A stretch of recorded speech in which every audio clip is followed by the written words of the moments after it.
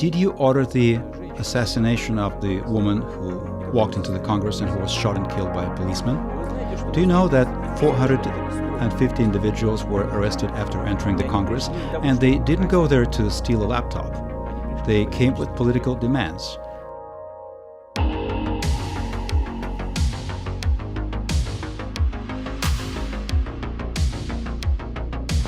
I speak forth my sentiments freely and without reserve.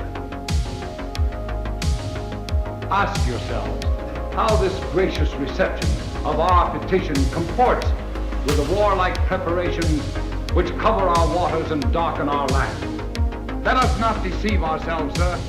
These are the implements of war and subjection, the last arguments to which kings resort.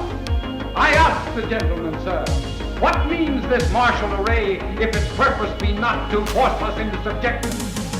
We have done everything that could be done to avert the storm that is now coming on.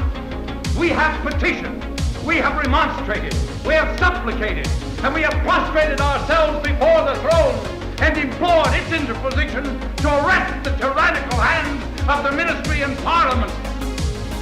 Our petitions have been slighted. Our remonstrances have produced additional violence and insult. Our supplications have been disregarded, and we have been spurned with contempt from the foot of the court. In vain after these things may we indulge the vain hope of peace and reconciliation. There is no longer any room for hope.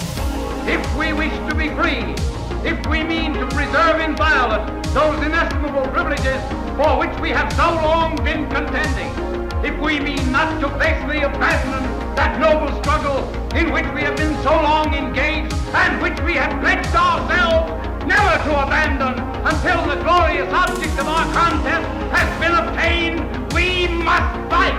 I repeat it, sir, we must fight. An appeal to arms and the God of hosts is all that is left to us. They tell us, sir, that we are weak, unable to cope with so formidable an adversary. But when will we be strong? Will it be the next week or the next year? Will it be when we are totally disarmed and when a British Guard is stationed in every house? Shall we gather strength by irresolution and inaction? Shall we learn the means of effectual resistance by lying supinely on our backs and hugging the delusive phantom of hope? Sir, we are not weak if we make use of those means which the God of nature hath placed in our power.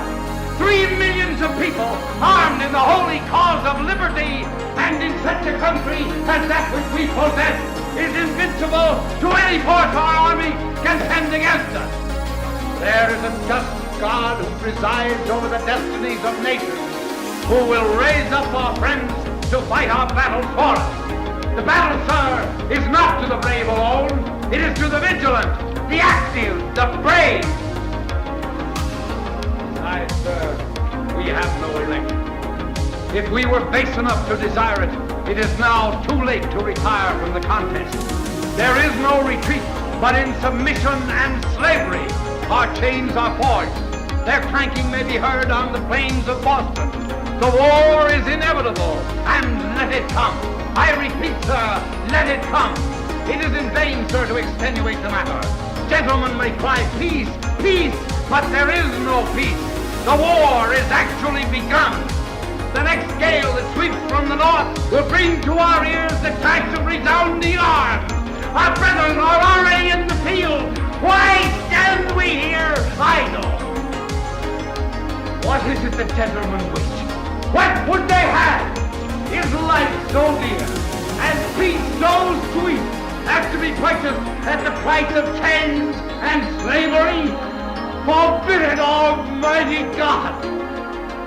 I know not what course others may take, but as for me, give me liberty or give me death!